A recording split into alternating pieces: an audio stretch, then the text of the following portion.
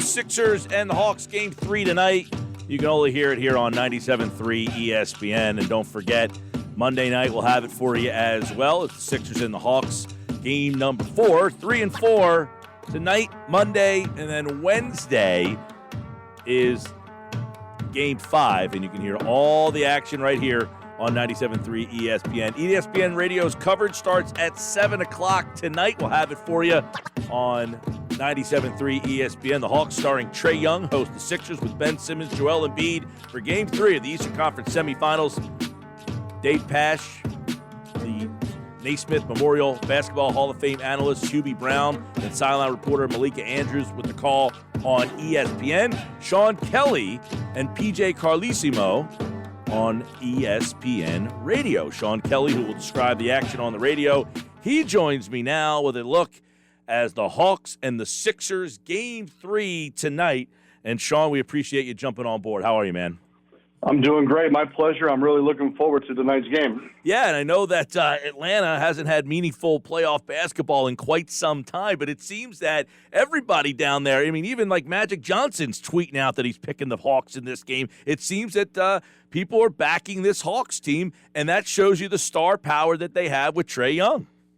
They do. Vegas still wants the Sixers.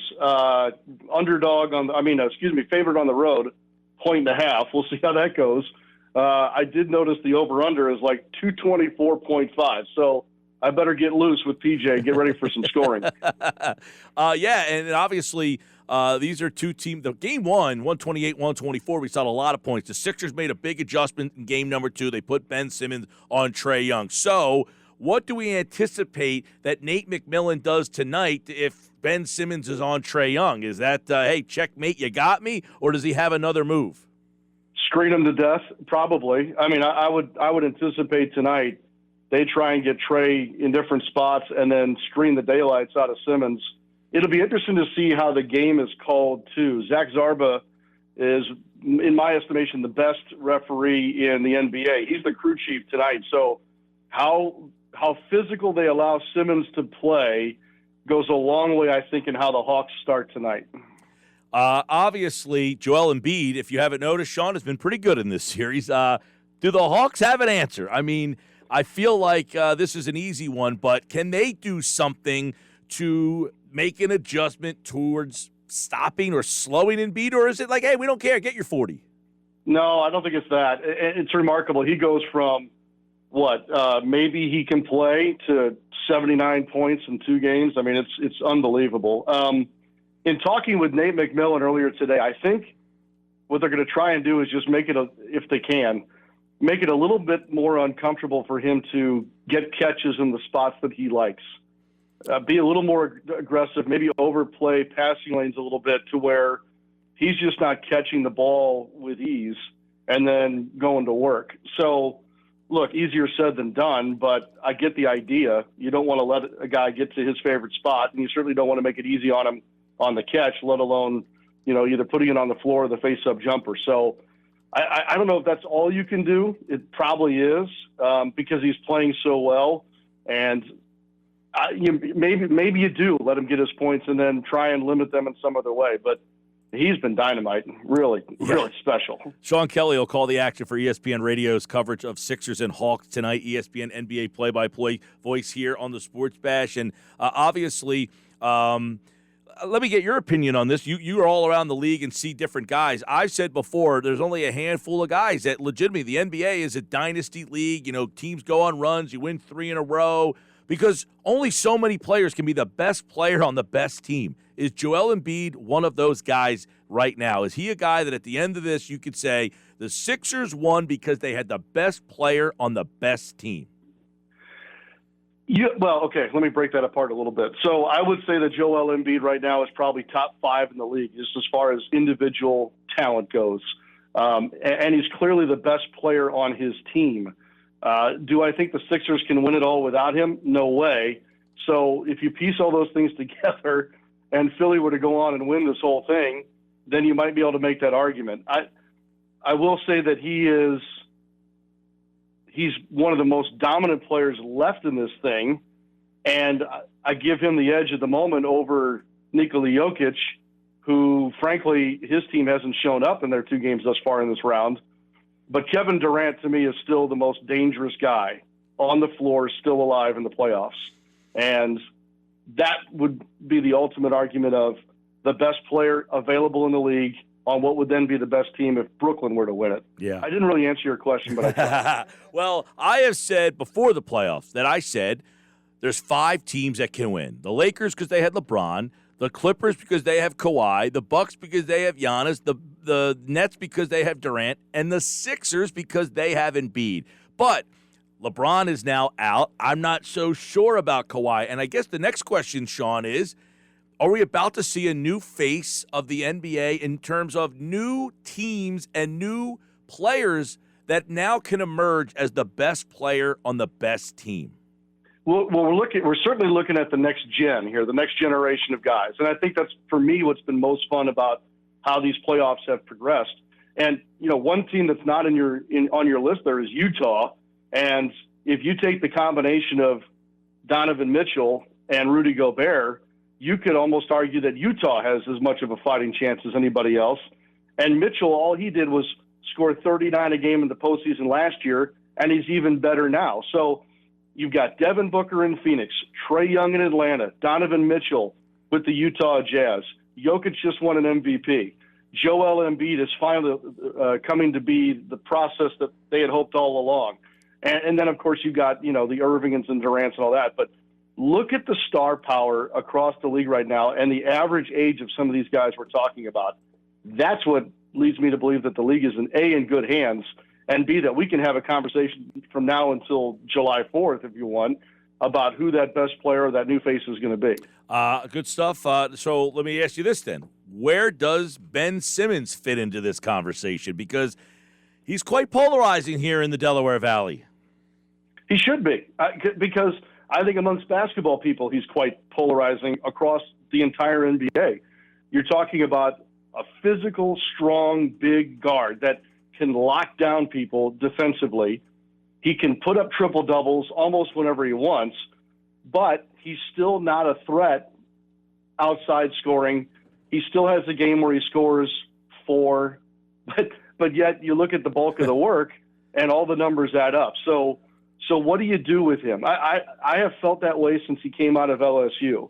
And one day I will bang the drum for him, and the next I just assume not watch him play anymore. Right. That's what makes him so polarizing. Well, it's weird. He wins. They score. He scores 17 points. They lose. He scores 4 and they win. It's like, I don't know. You see what Giannis is doing, and I guess we'll ask you, Sean, is, his limitations, are they the thing that basically keeps the Bucks from getting to where they ultimately go? But he's also the reason why the Bucks get to where they are. But his limitations, the Sixers seemingly have decided that we understand what Ben's limitations are, so therefore we'll just work around them. I don't know that the Bucks have done enough around Giannis. They need Giannis to score. The Sixers do not. Right, and maybe Simmons is a little more well-rounded in the fact that, he had 4 points in the last game, but he also had 7 assists, and he did a really good job, as best you can, on Trae Young.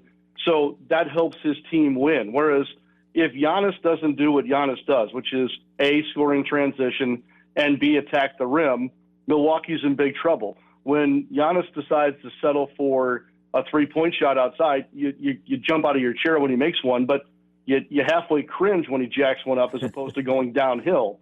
And again, if, like in Milwaukee's case, if they're constantly taking the ball out of the bucket, the other team is scoring, you don't get to run the transition that makes Antetokounmpo so good.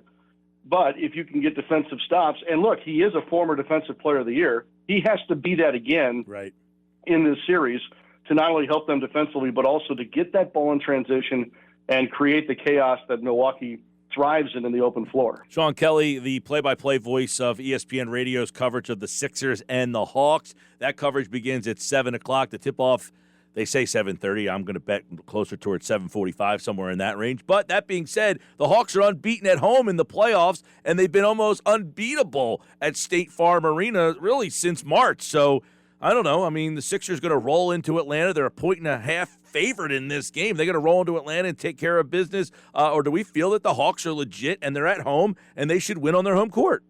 they're legit at home. I mean, they've won 13 in a row at home. They're averaging around 118 points per game at home. They're holding opponents to 104. They're shooting 49%, I think, from the field and near that from three. And they've really embraced that environment there. And look, Atlanta is one of the strangest places in the league. During the regular season, it's one of the worst home atmospheres going. But in the postseason, it is like, I think Kendrick Perkins said it earlier this morning, Club ATL. I mean, the celebrities come out, the city comes out. It's a front-running town. So when their teams, Hawks, Falcons, whomever, is playing well, it's a great environment. And so obviously they're playing well and they're winning. And so therefore they've been able to feed off of that too. So I look for Atlanta to have a big game tonight. I think Trae Young bounces back and has a big game tonight. If you're looking at the 4 series left, this one I think has the best chance to go in 7 games. Yeah, I was going to say, do you feel that it's a realistic possibility that Philly comes out of this next 2 games down 3-1? Very well could. Obviously the goal for them is to do exactly what Atlanta did in Philly, which is try and steal one of the 2. And that would be a great run for Philly in that case. So if we're looking at that, we're still no better than when we started with regard to who has control of the series.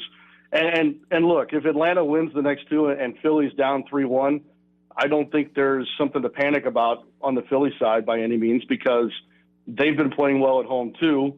And again, when you've got Joel Embiid, and if the knee can stay, relatively pain-free for him, he's a monster.